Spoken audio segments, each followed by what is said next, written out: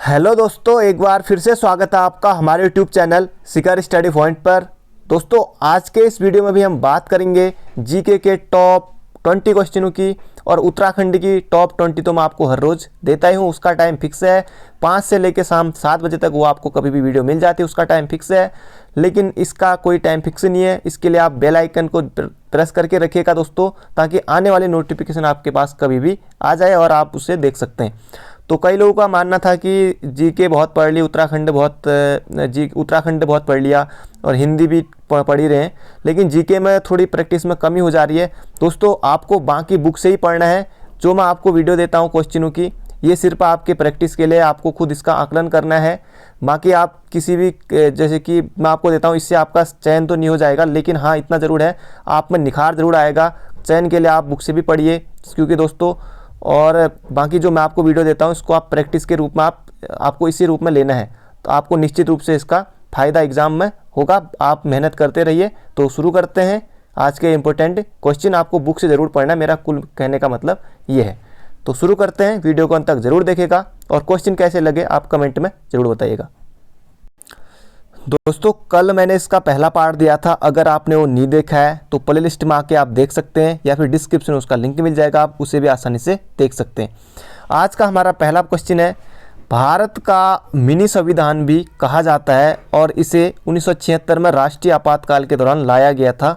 ये आपको बताना है कि कौन सा संविधान संशोधन था जिसे भारत का मिनी संविधान भी कहा जाता है और 1976 में राष्ट्रीय आपातकाल के दौरान इसे लाया गया था, और उस समय थी इंदिरा गांधी। तो ये आपसे पूछा है दोस्तों, इंपॉर्टेंट प्रश्न है, एग्जाम में आपको निश्चित रूप से प्रश्न देखने को मिल जाएगा। तो इसका सही उत्तर हो जाएगा भारत का मिनी संविधान भी कहा जाता है, ये इससे हो जाएगा दोस्तों। ऑप्शन नंबर ए है इसका 42वां संविधान संशोधन। तो 42वां संविधान संशोधन इसका सही उत्तर हो जाएगा। भारत का मिनी संविधान भी कहा जाता है। आपातकाल 1975 में लगा था, 1976 उस समय चल रहा था और इंदिरा गांधी के द्वारा ये लाया गया था 42वां संविधान संशोधन। कई बार एग्जाम में आता है कि 42वां संविधान संशोधन कब हुआ था, 1976, 1978। तो 1976 में हुआ था, ये सीधे सीधे प्रश्न बना है, क्योंकि प्रश्न अलग तरीके से बना है, बाकी वही है सेम। बाकी एग्जाम में भी इस तरह के प्रश्न बन रहे हैं। 44वां संविधान संशोधन दोस्तों, ये संपत्ति का अधिकार जो था उसके हटा दिया गया था। 44वें संविधान संशोधन 1978 में। अब इसे आपको याद कैसे रखना, 42वां जो है 1976 में, 44वां जो है 2 और जोड़ दो, यहाँ भी आपने 2 जोड़े तो यहाँ भी 2 जोड़ देने, बस इतना आपको याद रखना है। 44वां 1978 में और 42वां 1976 में, आपको 2 जोड़ देने। तो ये आपको बिल्कुल याद रखना है, बहुत ज़्यादा इंपॉर्टेंट है। अगला प्रश्न है दोस्तों, हम जल्दी जल्दी चलेंगे, इसी तरह से 20 क्वेश्चन है। अगला क्वेश्चन है, मनुष्य एक सामाजिक प्राणी है, यह कथन है। यह एग्जाम में आ जाएगा कि मनुष्य एक सामाजिक प्राणी है, ये कथन किसका है। जो भी परिभाषा रहे, आपको सिर्फ सही उत्तर करने से मतलब होना चाहिए। लॉस्की, रूसो, अरस्तु या फिर प्लेटो। दोस्तों, मनुष्य एक सामाजिक प्राणी है, ये कहा था अरस्तु ने कहा था। बिल्कुल आपको सही करना है, एग्जाम हॉल तक याद रखना है, अरस्तु ने कहा था, जरूर आएगा। अगला प्रश्न है, ये भी तीसरा प्रश्न है, बहुत ज़्यादा इंपॉर्टेंट प्रश्न है। संयुक्त राष्ट्र संघ के प्रतीक चिन्ह में दर्शाई गई पंक्तियों से संबंधित पौधा है, पीपल, जैतून, चीड़ या फिर आम। दोस्तों, इसी तरह से आयोग ने पूछा था।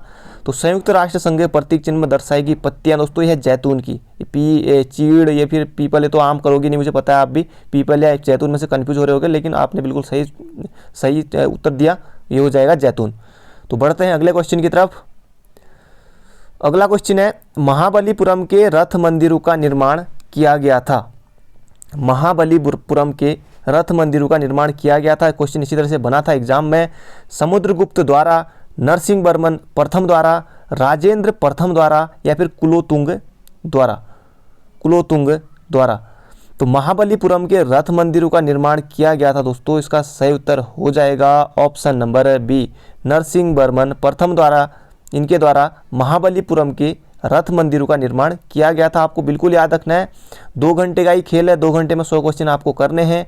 बाकी जो अगर आप एसआई का एग्ज़ाम देंगे तो वहाँ 3 घंटे और 300 प्रश्न, बहुत ज़्यादा प्रेशर और बहुत ज़्यादा एक तरह से टफ एग्ज़ाम माना जा सकता है, क्योंकि 3 घंटे में 300 क्वेश्चन, बहुत लोगों की तो हालत वैसे ही ख़राब हो जाएगी। जो इसमें खेल जाएगा उसके कंधे पर 2 सितारे भी लग जाएंगे। अगला है, मुद्रा का कार्य है विनिमय का माध्यम, और ऑप्शन बी है मूल्य की माप, मूल्य का संचय या फिर उपयुक्त सभी। तो मुद्रा का कार्य, तो विनिमय का माध्यम भी है दोस्तों, मूल्य की माप भी है, मूल्य का संचय भी हो जाएगा, तो ऑप्शन नंबर डी हो जाएगा इसका सही। ऑप्शन नंबर डी हो जाएगा बिल्कुल सही। ये सभी हैं। इस तरह के एग्जाम में जरूर आपको निश्चित रूप से क्वेश्चन देखने को मिलेंगे। अगला है पृथ्वी के गोल होने के कारण, पृथ्वी के गोल होने के कारण 180 देशांतर रेखा को क्या नाम दिया गया? गिरिनिच रेखा, भूमध्य रेखा, मकर रेखा या फिर अंतर्राष्ट्रीय तिथि रेखा। अब दोस्तों इसी तरह से एग्जाम में बना था, बाकी आयोग परिभाषा बदल सकता है क्वेश्चनों की, क्योंकि बुक में अलग तरह से मिलेगा आपको, पर आयोग ने बदल के दे दिया क्योंकि कई बार पूछा जा चुका था, इसलिए आयोग करता है। तो 180 डिग्री देशांतर को तिथि रेखा कहते हैं, इतना आपको याद होगा पहले से ही। बाकी ये पृथ्वी के गोल होने के कारण 180 देशांतर रेखा को क्या नाम दिया गया, ये आयोग के द्वारा परिभाषा है, ये आपको बिल्कुल याद रखनी है। 180 देशांतर एक अंतर्राष्ट्रीय तिथि रेखा, इतना आपको याद रखना है। तो बढ़ते हैं अगले क्वेश्चन की तरफ। अगला क्वेश्चन ये भी एग्जाम में पूछा गया था। सभी क्वेश्चन दोस्तों जो लूसेंट की बुक है ऑब्जेक्टिव, वो आपको पढ़नी है, मैंने वहाँ से प्रश्न लिए हैं। परीक्षा वाणी की जो ऑब्जेक्टिव आती है वो है घटना चक्र है। एसएससी की जो किरण वाली बुक आती है 10,000 11,000 क्वेश्चन वाली, उनसे सब मैंने प्रश्न लिए हैं, वो सब मेरे पास बुक है, आपकी प्रैक्टिस के लिए है, आपको निश्चित रूप से फायदा होगा।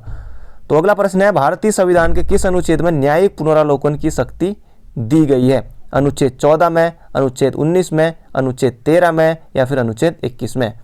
तो भारतीय संविधान के किस अनुच्छेद में न्यायिक पुनरावलोकन, सिर्फ आपको इतना याद रखना है, ये तो ऊपर की आयोग के द्वारा कोई क्वेश्चन कोई परिभाषा हो सकती है। तो न्यायिक पुनरावलोकन किस अनुच्छेद में है?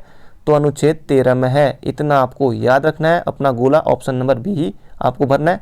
तो बढ़ते हैं अगले क्वेश्चन की तरफ। अगला क्वेश्चन दोस्तों एक क्वेश्चन कंप्यूटर से भी है, बाकी हर रोज़ कंप्यूटर, खेल, यहाँ से भी क्वेश्चन, कृषि, यहाँ से भी आते रहते हैं, मैं हर रोज़ लाते रहूँगा।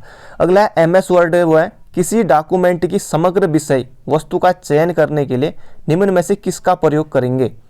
आपको टोटल सेलेक्ट करने के लिए पूछ रहा है कि आप MS वर्ड में किसी डॉक्यूमेंट को समग्र विषय का वस्तु चयन करने के लिए किसका प्रयोग करें? Ctrl+E, Ctrl+S, Ctrl+H, Ctrl+A।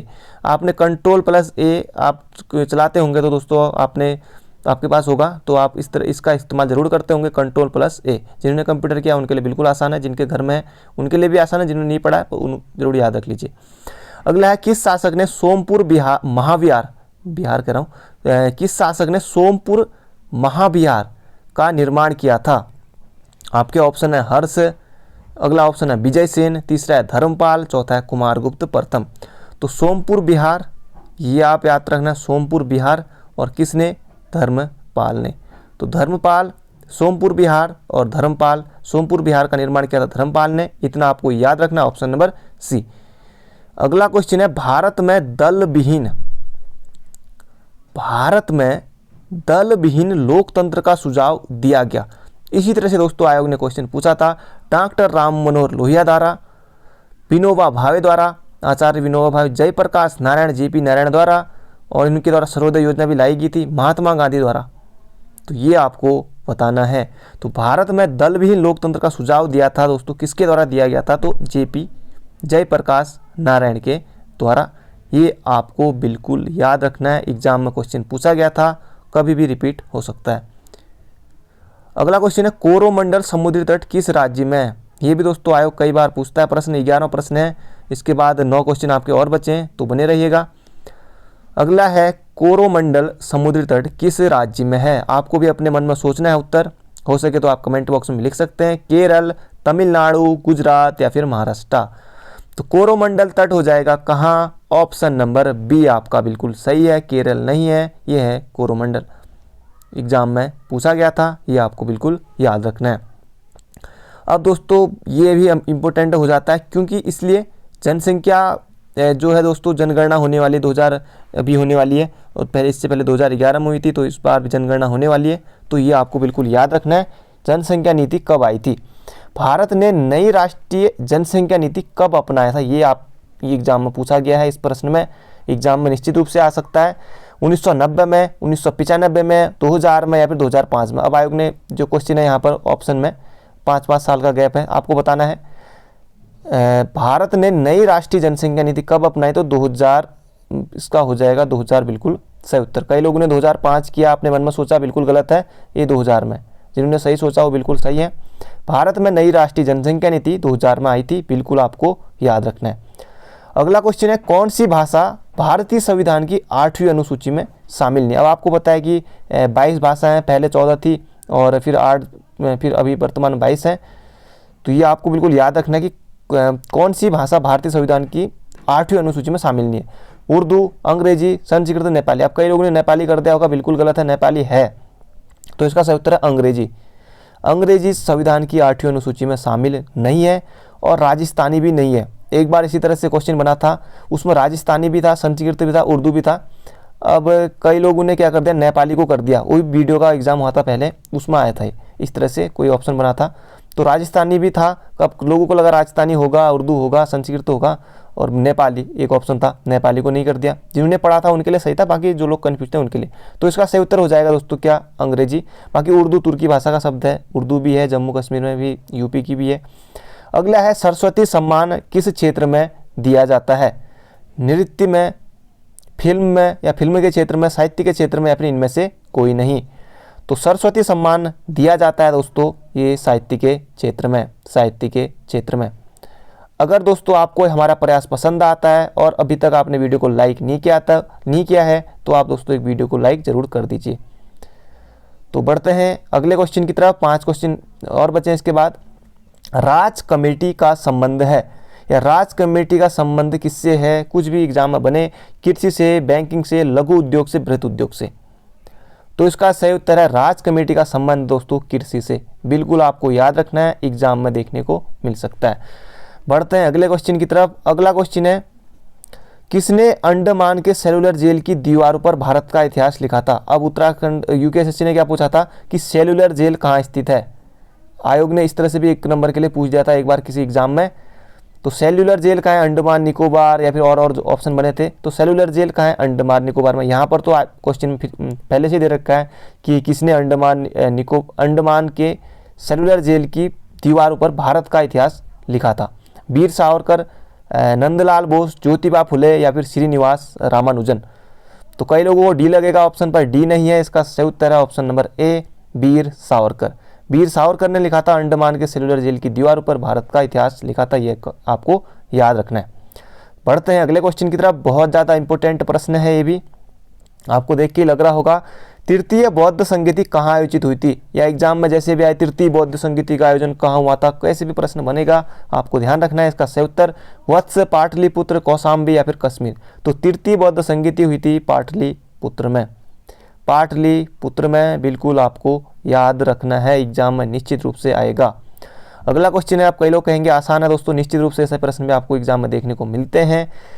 Bharat का प्रथम गवर्नर जनरल था Cornwallis, Canning, lord Canning, Warren Hastings, या फिर विलियम बेंटिंग? तो भारत का प्रथम गवर्नर जनरल था विलियम बेंटिंग हो जाएगा बिल्कुल आपका सही उत्तर, ऑप्शन नंबर ए। तो बढ़ते हैं अगले क्वेश्चन की तरफ। अगला क्वेश्चन बहुत ज़्यादा इंपॉर्टेंट ये भी है, 19वां और 20वां, ये है आपके सामने। बनी ठनी किस चित्र शैली से संबंधित है? बनी ठनी, बूंदी शैली, चावड़ शैली, जयपुर शैली, किशनगढ़ शैली। कई लोगों ने बहुत से बूंदी कर दिया होगा पर गलत है। तो बनी ठनी शैली दोस्तों ये हो जाएगी किशनगढ़ शैली से संबंधित है। बिहार, किशनगढ़, ये आपको बिल्कुल याद रखना है, एग्जाम में आएगा। अगला प्रश्न है, कोयला उत्पादन में भारत का स्थान है। आपको बताना है कोयला उत्पादन में भारत का कौन सा स्थान है, दूसरा, तीसरा, चौथा या फिर 5वां? तो इसका सही उत्तर हो जाएगा दोस्तों ऑप्शन नंबर डी है। आपको दिखाई नहीं दे रहा होगा क्योंकि यहाँ पर ब्रश मैंने चला रखा, तो दूसरा हो जाएगा इसका सही उत्तर। आपको ऑप्शन से कुछ नहीं करना है, इतना आपको याद रखना है कि कोयला उत्पादन में भारत का स्थान दूसरा है, ये आपको याद रखना है। तो मिलेंगे दोस्तों अगले वीडियो में, अपना ध्यान रखिएगा, तैयारी करते रहिए। और अभी तक आपने वीडियो को लाइक नहीं किया तो एक लाइक ज़रूर कर दें, और जाते जाते इसे शेयर भी आप जरूर करें। अगर नए हैं तो चैनल को सब्सक्राइब। तो मिलेंगे कल को एक नई वीडियो के साथ, धमाकेदार क्वेश्चनों के साथ। Thank you so much.